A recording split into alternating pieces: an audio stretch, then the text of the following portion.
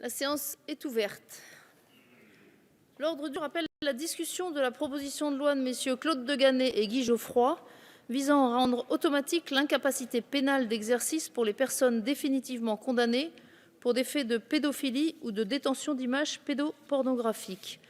La parole est à monsieur Claude Deganey, rapporteur de la commission des lois constitutionnelles, de la législation et de l'administration générale de la République. Bonjour. C'est vert.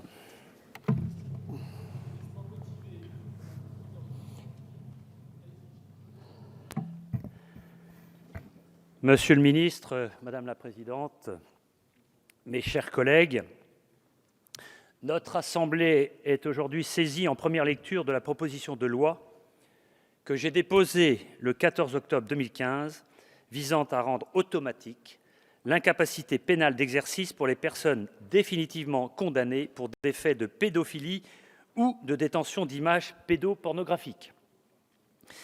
Mon initiative fait suite à deux récentes affaires médiatisées de pédophilie survenues dans les établissements scolaires au printemps 2015, d'une part à Villefontaine en Isère et d'autre part à Orgères en Ille-et-Vilaine. À l'occasion de ces deux affaires, il était apparu que des personnes mises en cause pour des actes pédophiles avaient pu continuer à exercer leurs fonctions professionnelles au contact de mineurs, alors même qu'elles avaient déjà été condamnées en 2006 et 2008, respectivement pour détention d'images pédopornographiques et pour recel de biens provenant de la diffusion d'images pédopornographiques. Ces affaires avaient conduit les ministres de la Justice et de l'Éducation nationale à diligenter une enquête administrative confiée conjointement à l'Inspection générale de l'administration de l'Éducation nationale et de la recherche et à l'Inspection générale des services judiciaires afin d'identifier les éventuelles défaillances organisationnelles des deux ministères et de faire des propositions pour y remédier. À la suite de la remise, le 4 mai 2015, d'un rapport d'étape sur les faits de Villefontaine et d'Orgères, réalisé par les services d'inspection, le gouvernement avait décidé, en cours d'examen devant les assemblées, d'introduire par voie d'amendement un article dans le projet de loi portant adaptation de la procédure pénale au droit de l'Union européenne, le DADU, dont notre collègue Dominique Raimbourg était le rapporteur. Il s'agissait de remédier aux lacunes de notre législation en matière de transmission d'informations aux autorités administratives de tutelle en cas de condamnation de procédures judiciaires en cours pour des infractions sexuelles contre mineurs concernant un agent public. Sur mon initiative et avec la bienveillance de notre collègue Dominique Raimbourg, que je tiens ici à remercier, l'Assemblée nationale avait complété ce dispositif en votant un amendement interdisant à toute personne condamnée définitivement pour un certain nombre de délits, indépendamment de la nature et du quantum de la peine prononcée, d'exploiter, de diriger ou d'exercer au sein de l'un des établissements, services ou lieux de vie et d'accueil régis par le Code de l'action sociale et des familles. Le Sénat s'était cependant opposé à cette démarche, tant pour des raisons de forme que pour des motifs de fond. Le seul dispositif gouvernemental, à l'exclusion donc de celui issu de mon amendement, avait été alors jugé comme portant une atteinte substantielle au principe constitutionnel de présomption d'innocence. Dans sa décision du 13 août 2015 sur la loi définitivement adoptée par l'Assemblée nationale, le Conseil constitutionnel, saisi d'un recours présenté par plus de 60 sénateurs, avait déclaré ces dispositions, à l'instar des 26 autres articles additionnels, contraires à la Constitution, considérant qu'elles ne présentaient pas de lien, même indirect, avec l'objet du projet de loi. Il n'en reste pas moins que la législation pénale relative aux infractions sexuelles commises contre les mineurs doit aujourd'hui faire l'objet d'améliorations dans les meilleurs délais. Je soutiens ce point de vue de longue date puisque j'avais déposé dès le 8 avril 2015 une première proposition de loi visant à rendre automatique l'incapacité pénale d'exercice pour les personnes condamnées pour des faits de pédophilie ou de détention d'images pédopornographiques. et que j'avais défendu lors de l'examen en première lecture en mai 2015 de la proposition de loi relative à la protection de l'enfant, un amendement poursuivant le même objectif que la proposition de loi que nous examinons aujourd'hui. C'est à la lumière de ces débats et des articles adoptés en lecture définitive au mois de juillet par notre commission et l'Assemblée nationale que j'ai souhaité déposer la présente proposition de loi, afin de créer un dispositif simple permettant d'améliorer efficacement la protection des mineurs contre les actes de pédophilie dans le respect de nos principes constitutionnels. Son article unique entend rendre plus systématique à l'article L. 133-6 du Code de l'action sociale et des familles la peine complémentaire d'interdiction d'activité auprès des mineurs au sein des établissements, services ou lieux de vie et d'accueil régis par le même code en cas de condamnation définitive pour un certain nombre d'infractions. Délit d'agression sexuelle autre que le viol imposé à un mineur de 15 ans, délit de mise en péril des mineurs, délit de recel d'images à caractère pédopornographique, etc. Dès lors que des personnes sont condamnées pour infraction sexuelle contre mineurs, le législateur doit définir des mécanismes garantissant leur mise à l'écart d'un milieu professionnel qui les placerait à leur contact.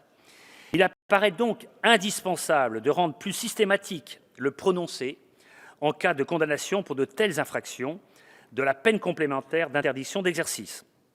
Je n'ignore pas, mes chers collègues, que l'article 3 du projet de loi relatif à l'information de l'administration par l'institution judiciaire et à la protection des mineurs, déposé sur le bureau de notre Assemblée le 25 novembre dernier et ayant vocation à être examiné en séance publique le 8 décembre prochain, reprend sur le fond l'intégralité du dispositif qui figure dans la proposition de loi que j'ai déposée et que nous examinons aujourd'hui. Nous ne pouvons que nous féliciter sur l'ensemble des bancs de notre hémicycle de cette initiative du gouvernement. Celui-ci s'efforce en effet de tenir compte des propositions émanant des parlementaires de l'opposition, qu'il en soit remercié. Je considère toutefois que le long et difficile parcours législatif de cette réforme, qui aurait dû être entreprise et effective depuis plusieurs mois déjà, exige, mes chers collègues, que nous adoptions dès à présent la présente proposition de loi, alors que nous entendons mieux les protéger, les personnes mineures victimes d'infractions à caractère sexuel, ainsi que leurs proches, ne comprendraient pas que les députés retardent le vote de cette proposition de loi, voire la rejettent, sous prétexte que le gouvernement aurait présenté son propre texte sur une question qui fait, je le rappelle, l'objet de nombreux débats depuis le début de cette année. Vous l'aurez compris, mes chers collègues, je vous invite tous à voter la proposition de loi qui vous est soumise dans l'attente de l'examen par notre Assemblée du texte du gouvernement. Je vous remercie. Merci, monsieur le rapporteur. La parole est à monsieur André Vallini, secrétaire d'État chargé de la réforme territoriale.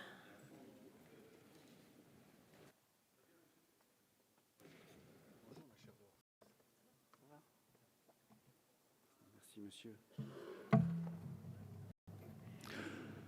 Madame la présidente, mesdames et messieurs les députés, permettez-moi tout d'abord d'excuser madame Christiane Taubira qui est retenue par d'autres obligations et qui m'a demandé de la remplacer cet après-midi sur ce texte. Chacun connaît les circonstances tragiques qui ont conduit le gouvernement à réétudier les modalités de la communication entre la justice et les administrations sur la transmission des informations entre le ministère de la Justice et les institutions accueillant des mineurs.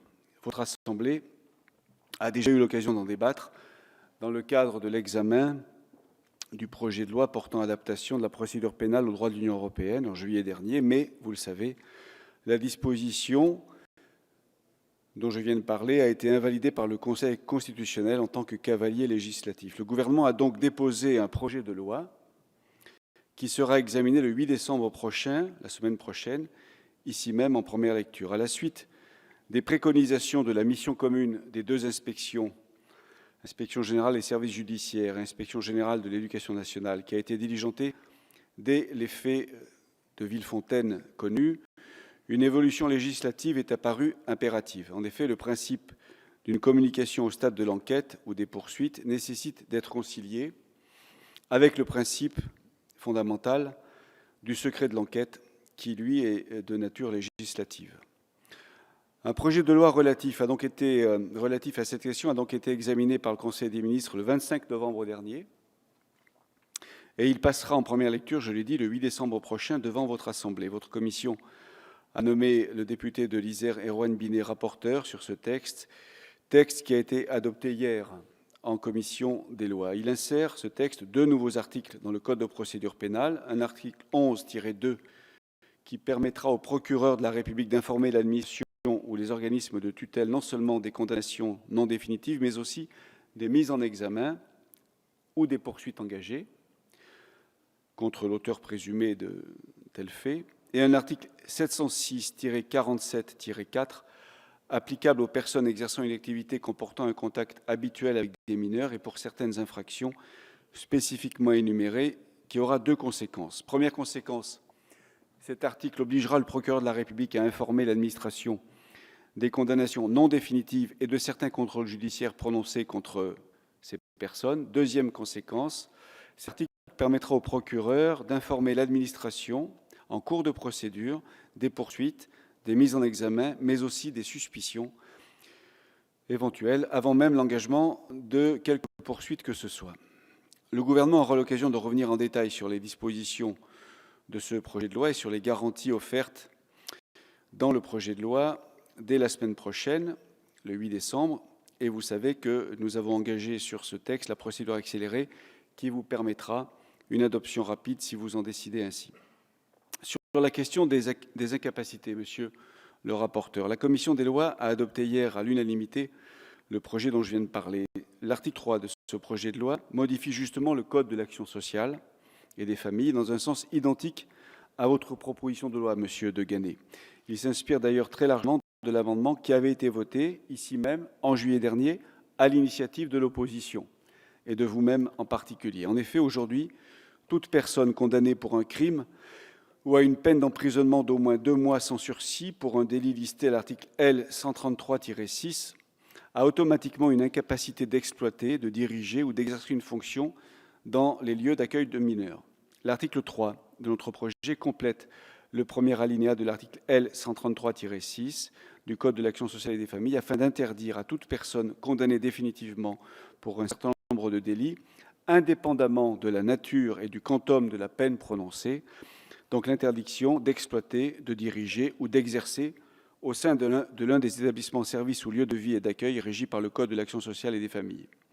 Sont ainsi visés, vous l'avez dit, monsieur le rapporteur, le délit d'agression sexuelle sur mineurs de 15 ans, les délits de mise en péril des mineurs et le délit de recel d'images à caractère pédopornographique. Pour ces infractions, la condition imposant une condamnation à une peine d'au moins 2 mois d'emprisonnement sans sursis est donc supprimée. Vous l'avez compris, monsieur le rapporteur De Ganay, mesdames et messieurs les députés, le gouvernement ne peut donc être que favorable à votre proposition de loi puisqu'elle est en convergence avec ce que nous souhaitons porter dans le cadre de notre propre projet de loi.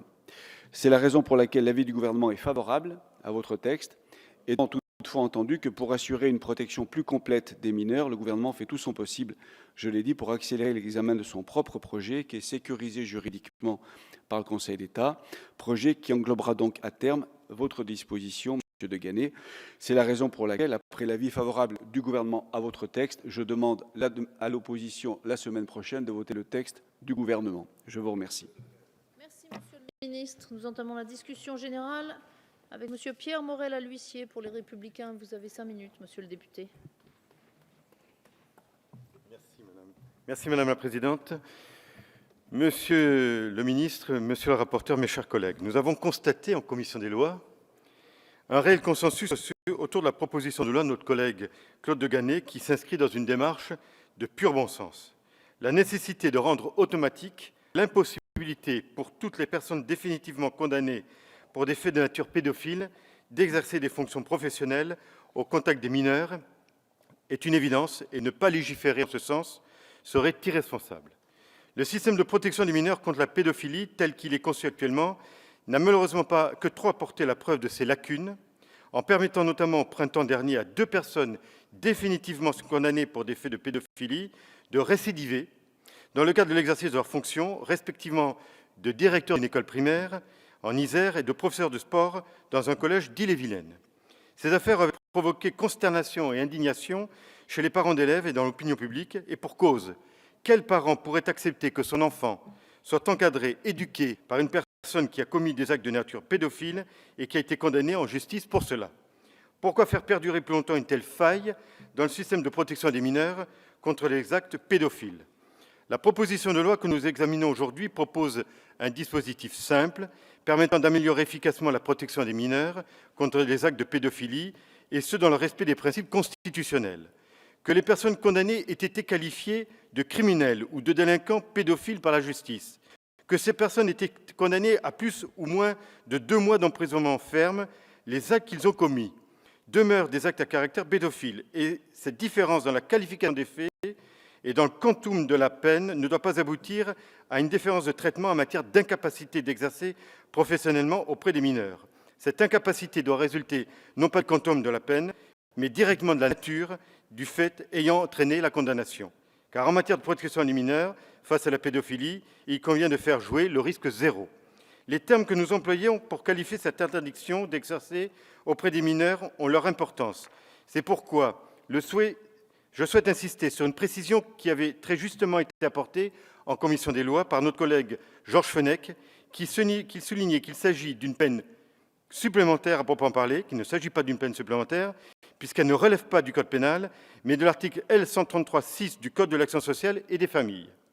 Cette précision juridique nous permet de comprendre qu'il s'agit avant tout d'une mesure de protection à la fois des mineurs contre les personnes condamnées pour des actes de pédophilie, mais également de ces derniers contre eux-mêmes. Par ailleurs, l'incapacité résultant de manière automatique du jugement pénal, elle est de nature administrative, comme m'avait souligné notre collègue Marie-Françoise Bechtel.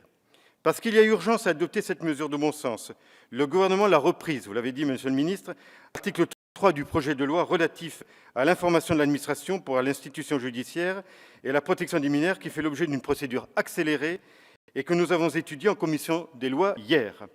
Nous nous félicitons de cette reprise et nous soutenons par ailleurs l'initiative gouvernementale, nous répondons ainsi à votre demande, monsieur le ministre, visant à renforcer le contrôle des antécédents judiciaires des personnes exerçant des activités ou des professions impliquant un contact avec des mineurs et, de façon plus générale, de personnes exerçant une activité soumise au contrôle des autorités publiques.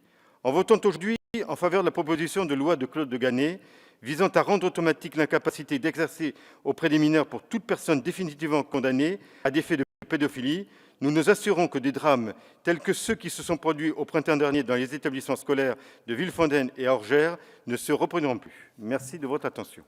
Merci, monsieur le député. La parole est à monsieur Philippe Gomes pour l'Union des démocrates et indépendants. Vous avez 10 minutes, monsieur le député.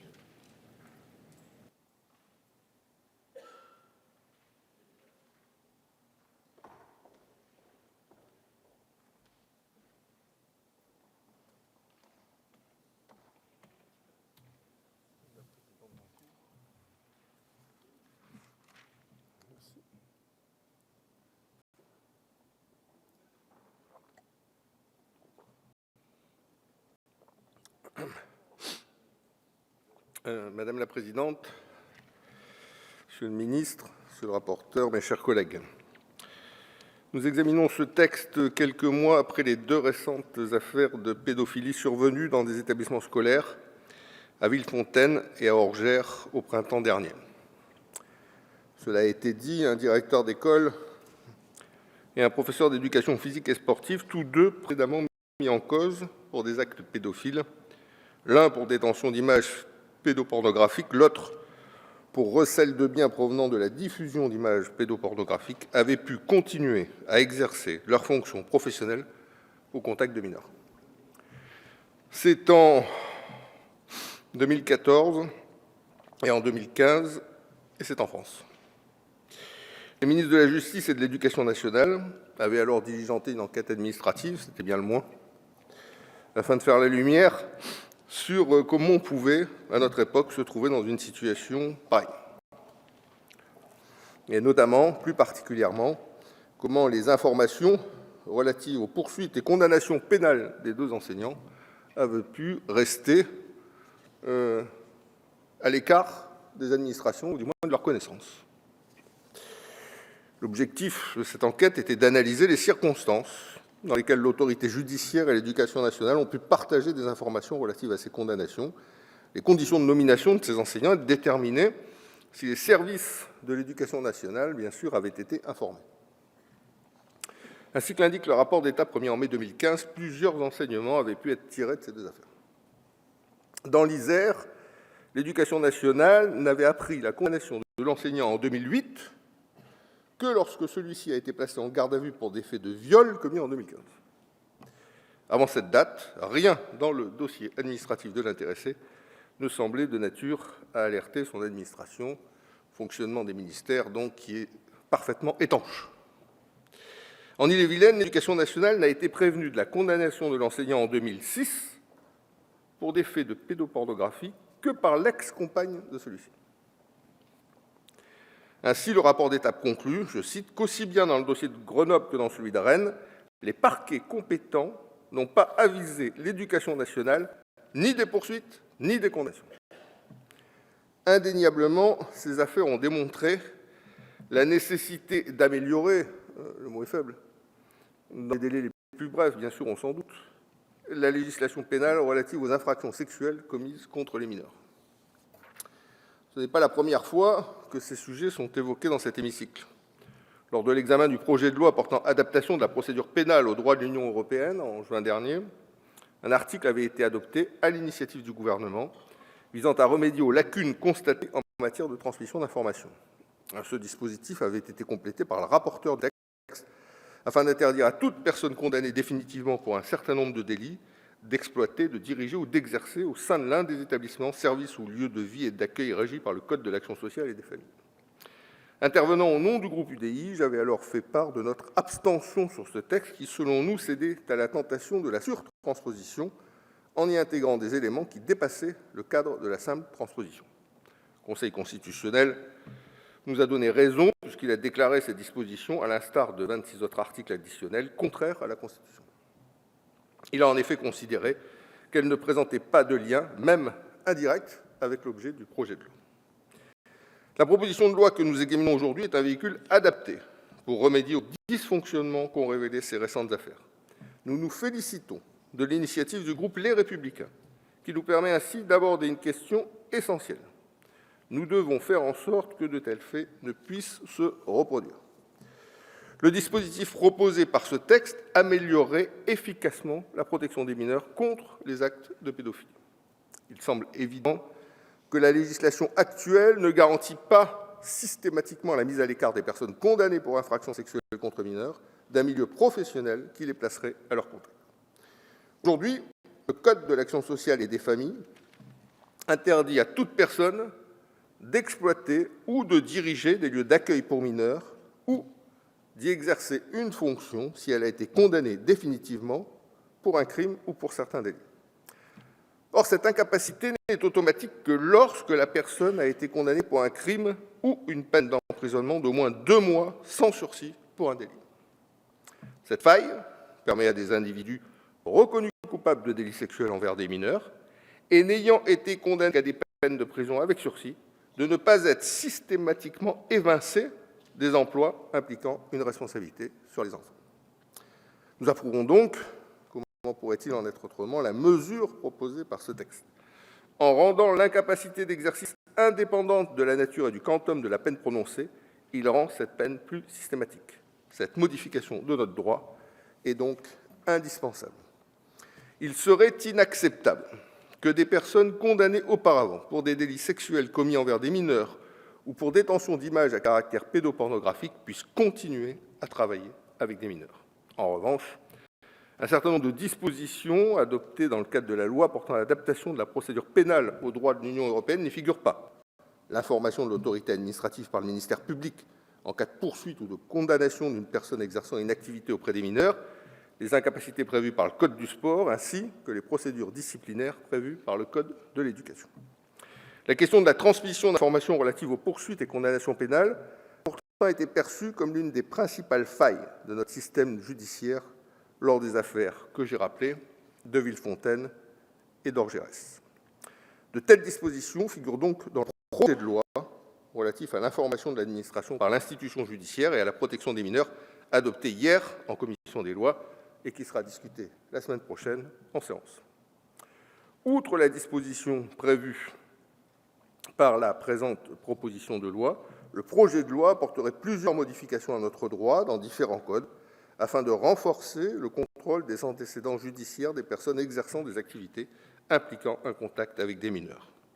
En vertu de ce projet de loi, le procureur de la République sera tenu d'informer l'administration des condamnations et de certaines mesures de contrôle judiciaire prononcées à l'encontre de ces personnes. Il fallait une disposition législative pour que ce soit le cas. Eh bien, désormais, ce sera le cas. On aurait pu penser que ça pouvait être fait assez naturellement, au total. Il aura également la faculté d'informer l'administration des mises en cause en ces matières dès lors qu'elles résulteront d'indices graves et concordants, des poursuites qu'il engagera et des mises en examen prononcées.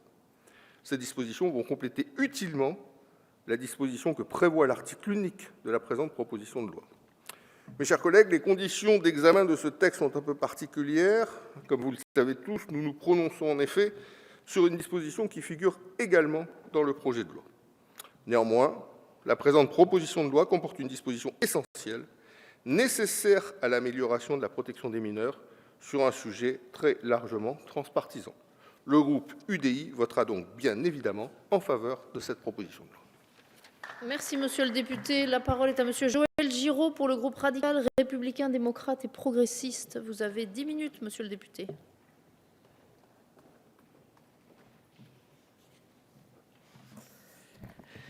Madame la présidente, monsieur le ministre, monsieur le rapporteur, mes chers collègues, nous commençons l'examen de la proposition de loi visant à rendre automatique l'incapacité pénale d'exercice pour les personnes définitivement condamnées pour des faits de pédophilie ou de détention d'images pédopornographiques déposés par nos collègues du groupe Les Républicains à l'occasion de la journée d'initiative qui leur est réservée. Comme cela a pu être précisé par le rapporteur, cette proposition de loi fait suite aux affaires d'actes de pédophilie commis dans les établissements scolaires portés à notre connaissance au printemps 2015.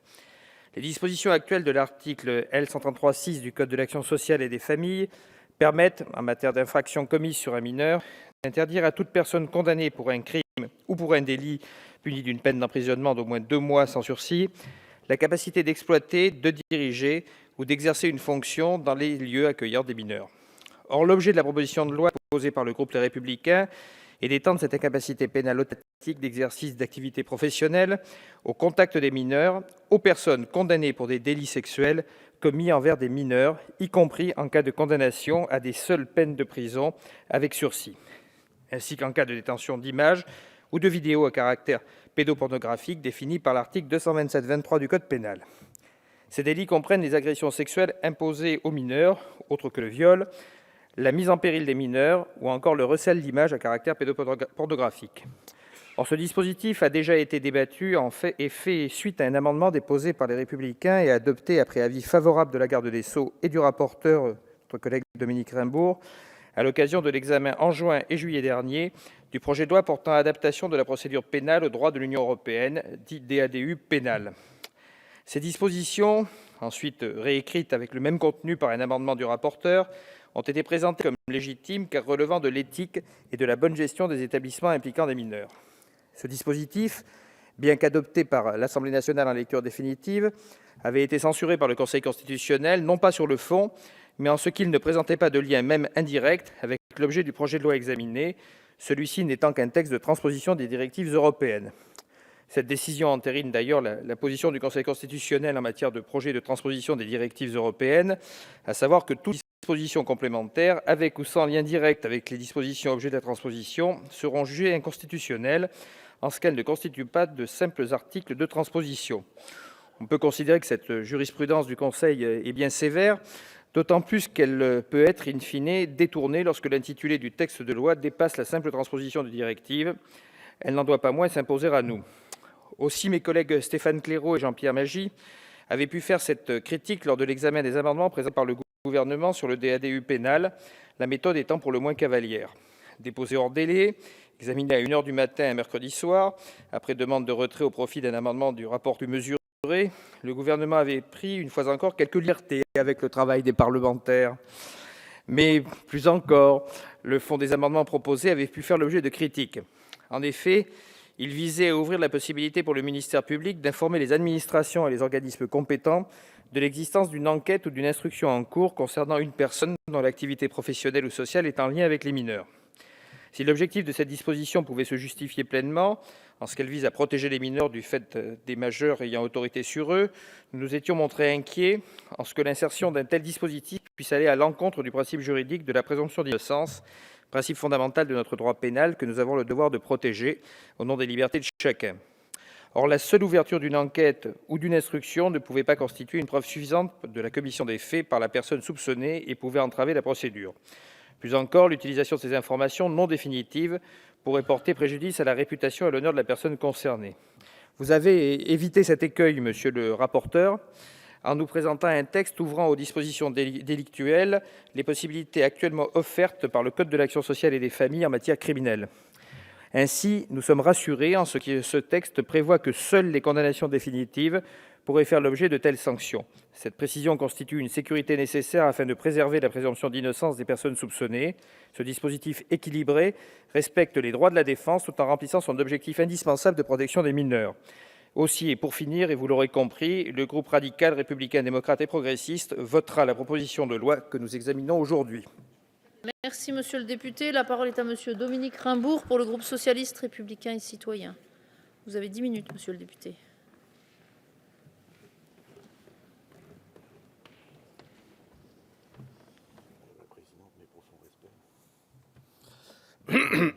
Merci Madame la Présidente. Madame la Présidente, Monsieur le Ministre, Monsieur le rapporteur, quelques mots pour vous dire que le groupe socialiste, républicain et citoyen votera cette proposition de loi. Il la votera tout d'abord parce que c'est une bonne proposition de loi. C'est une proposition de loi qui est prudente. Elle vise en effet à prescrire une interdiction d'exercice dans des maisons d'accueil d'enfants qui sont des enfants placés pour des personnes ayant été condamnées pour toute une série de délits qui ne sont pas simplement la pédophilie, mais qui sont des délits d'atteinte à des mineurs. Ça peut être des violences, ça peut être des agressions sexuelles, ça peut même être de la mise en danger de mineurs. C'est donc une disposition prudente qui vise à faire en sorte que des gens qui ont été déjà condamnés pour des actes à l'encontre de mineurs ne puissent pas être employés dans des institutions qui accueillent des mineurs. C'est d'autant plus nécessaire que les institutions qui accueillent ces mineurs sont souvent des institutions qui accueillent des mineurs qui sont là placés par la justice et que ces mineurs sont souvent dans des situations plus difficiles que les autres et qu'ils n'ont pas eu dans leur vie la chance dont d'autres ont pu bénéficier et qu'il y a vraiment lieu de les protéger avec beaucoup de soins, beaucoup de soucis.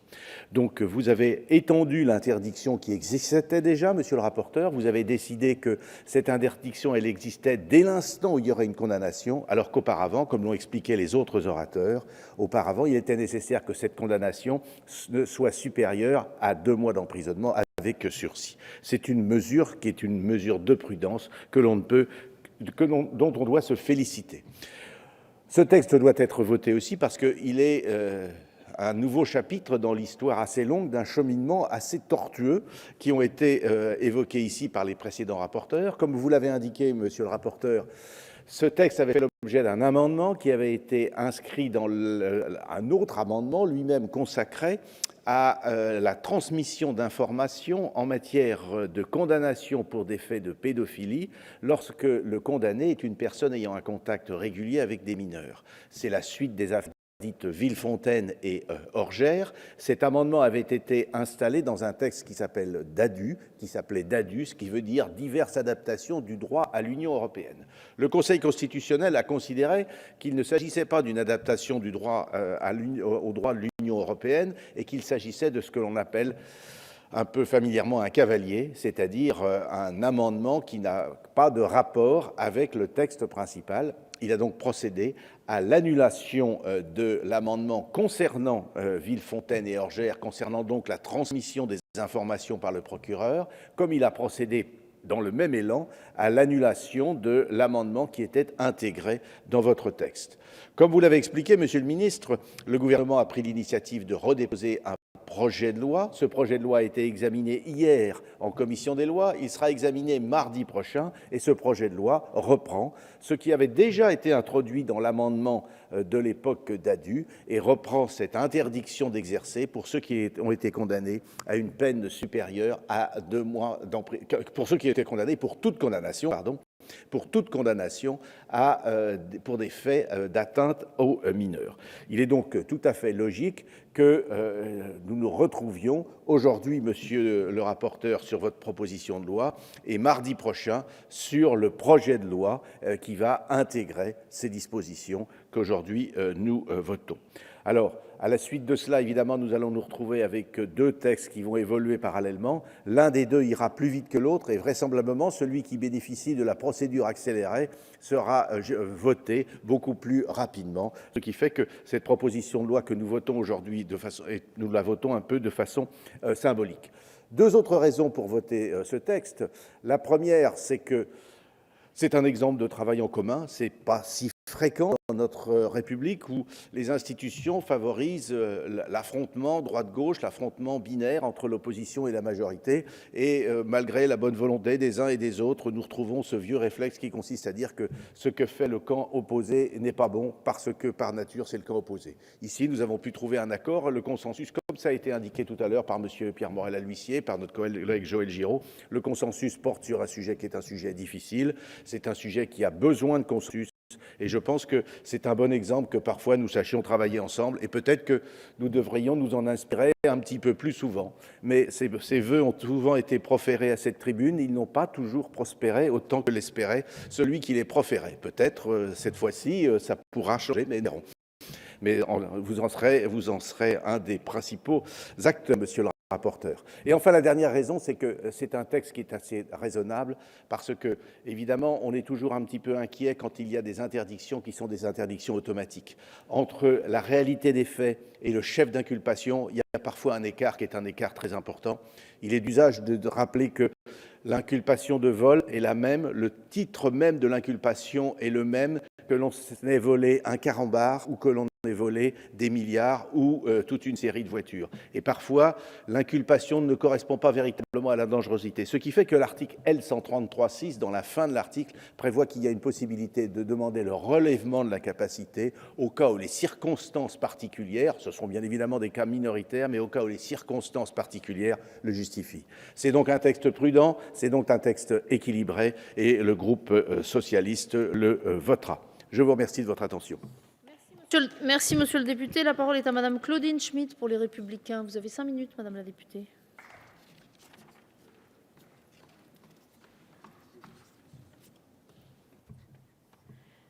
Merci. Madame la présidente, monsieur le ministre, monsieur le rapporteur, chers collègues.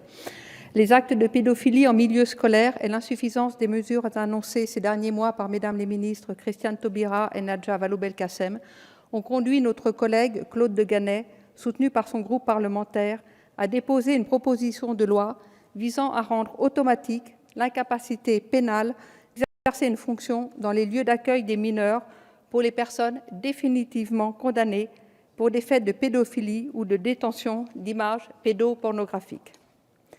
Est-il nécessaire de rappeler les pénibles faits survenus à Villefontaine qui ont mis la France en émoi en mars 2015, alors qu'un professeur et directeur d'école a été arrêté, puis mis en examen pour viol sur des élèves. Ce professeur avait déjà comparu pour recel d'images à caractère pédopornographique devant le tribunal de grande instance de Bourgoin-Jallieu en 2008.